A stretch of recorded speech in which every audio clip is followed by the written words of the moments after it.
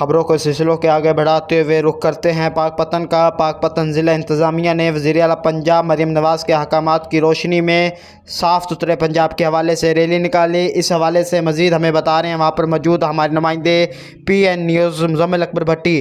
جی مزمل، آگاہ کیجیے گا، کیا تفصیلات ہیں آپ کے پاس؟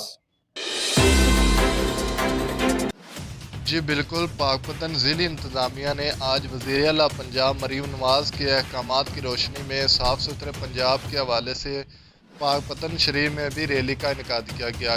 ریلی کی قیادت ڈپٹی کمشنر پاک پتن محترمہ سعدیہ میر نے کی، جس میں chief officer municipal committee Naveed Sailani, sanitary inspector Muhammad Atiq Butt اور ضلع جنرل سیکرٹری مسلم لیگ نون عاطل محمود منع خان اور مسلم لیگ ورکر ملک عمران اوان اور شہریوں کی بہت بڑی تعداد نے شرکت کی۔